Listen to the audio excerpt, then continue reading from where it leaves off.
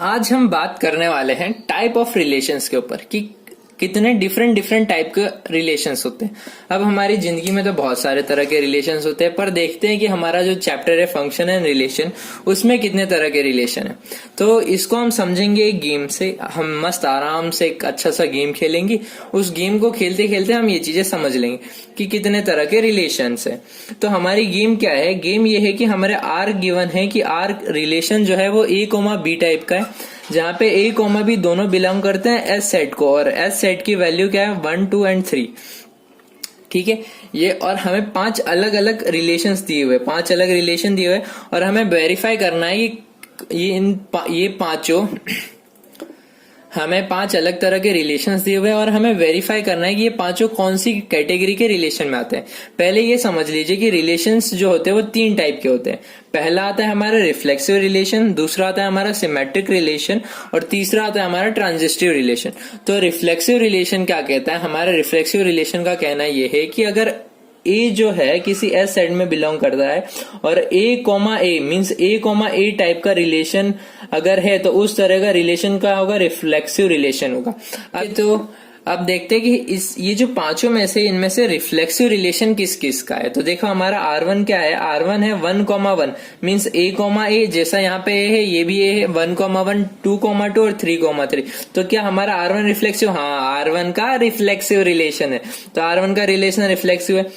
इस order pair का कहना ऐसा था कि मैं रिफ्लेक्सिव का साथ दूंगा, इसने भी रिफ्लेक्सिव का साथ दिया, इसने भी रिफ्लेक्सिव का साथ दिया, पर ये ऑर्डर पेयर ने कहा कि नहीं, मैं रिफ्लेक्सिव को बॉयकॉट करता हूं।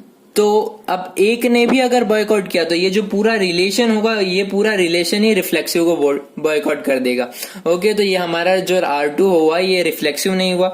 सिमिलरली अगर एक ऑर्डर पेयर भी उस चीज को फॉलो नहीं कर रहा है तो वो रिलेशन नहीं कहलाएगा। ओके, तो ये हमारे रिफ्लेक्सिव रिलेशन नहीं है। सिमिलरली यहाँ पे ये कर रहे, ये दोनों नहीं कर रहे, तो ये भी रिफ्लेक्सिव नहीं है। ये कर रहा है, ये नहीं कर रहा, तो ये भी नहीं है, इसमें भी नहीं है। मतलब सिर्फ जो ये हमारा पहला वाला है ये रिफ्लेक्सिव रिलेशन है। अब दूसरे रिलेशन की तरफ चलते हैं।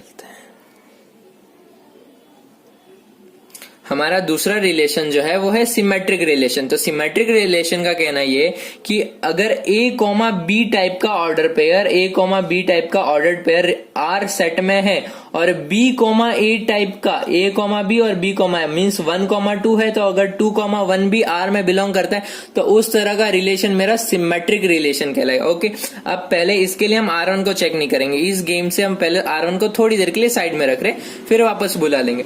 R2 पे चलते हैं। ओके, इन तीनों सेट को अलग रखो। यहाँ पे 1,2 है, तो क्या 2,1 है? 2,1 नहीं है। जैसे यहाँ पे A, B है, तो हमें क्या चाहिए? B, A।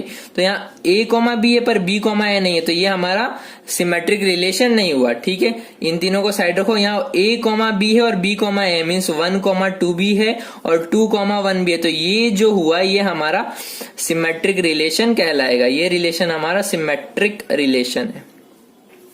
ओके, सिमिलरली अब इसकी तरफ चलते हैं। तो इसको 1,2 है, क्या 2,1 है? नहीं है, तो भाई ये भी हमारा सिमेट्रिक रिलेशन नहीं है। यहाँ पे इन तीनों को रखो, 1,2 है, 2,1 भी है, 1,3 है, 3,1 भी है, तो भैया ये हमारा जो रिलेशन है ये हमारा सिमेट्रिक रिलेशन है। ओके, अब मैंने यहाँ पे स्टार्टिंग में R1 को बाहर निकाला था। क्यों? क्योंकि ये यहाँ पे ये समझने वाली बात है कि A, B और B, A मीन्स यहाँ 1,1 है, तो क्या दूसरी बार भी 1,1 में लिखूंगा A, B, B, A? नहीं, एक ऑर्डर पेयर को एक रिलेशन में एक ही बार लिखा जाता है। तो हर एक जो ऑर्डर पेयर जो रिफ्लेक्सिव को रिप्रेजेंट करता है वो ऑटोमेटिकली सिमेट्रिक हो जाता है। तो कोई भी रिलेशन अगर वो रिफ्लेक्सिव रिलेशन है तो सिमेट्रिक रिलेशन भी होगा। तो यहाँ पे एक नोट रख लेते हैं हम। नोट क्या है हमारा कि इफ एनी रिलेशन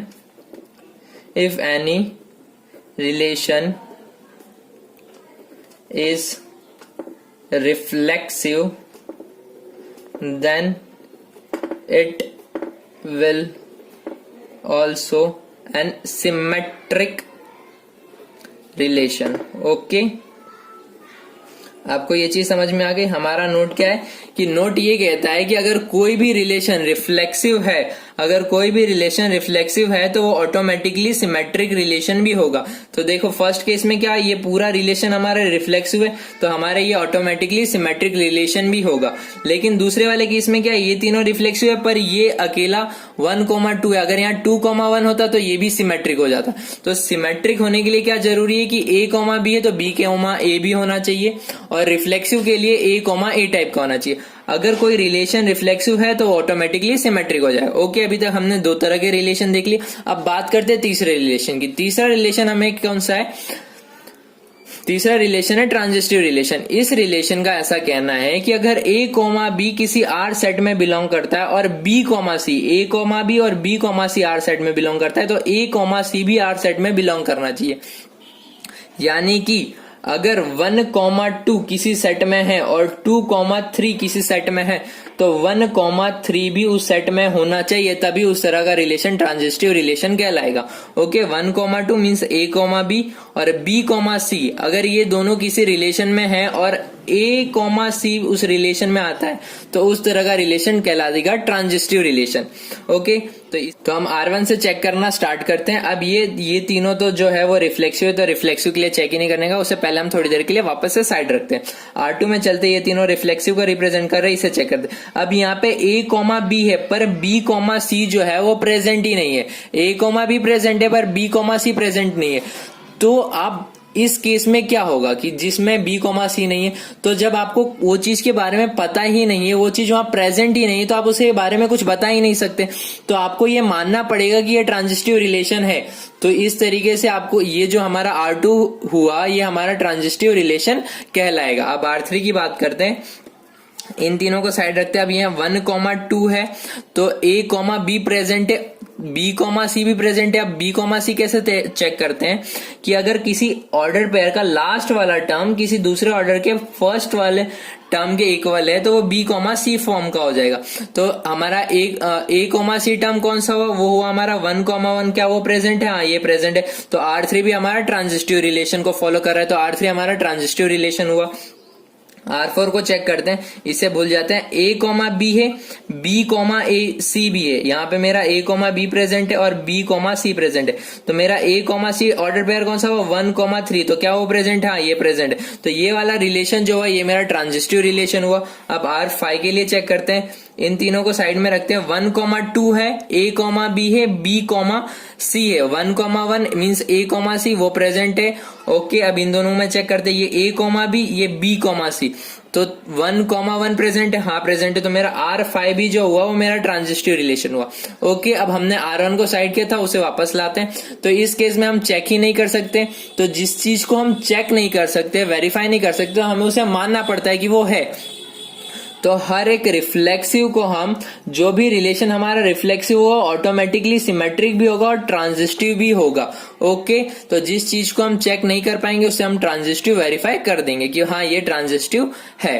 तो अब आपने यहाँ पे तीनों तरह के रिलेशन समझ लिए, तीन अलग अलग तरह के जो मैथमेटिकल रिलेशंस थे वो समझ लिए कौन कौन से होते हैं हमारे। रिफ्लेक्सिव रिलेशन हुआ, सिमेट्रिक रिलेशन हुआ और ट्रांजिस्टिव रिलेशन हुआ।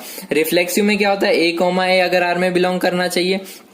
सिमेट्रिक में क्या होता है, अगर A, B बिलोंग कर रहा है तो B, A भी बिलोंग करना चाहिए। और ट्रांजिस्टिव में होता है A, B बिलोंग कर रहा है और B, C बिलोंग कर रहा है तो A, C भी बिलोंग करना चाहिए, तो वो ट्रांजिस्टिव कहलाएगा।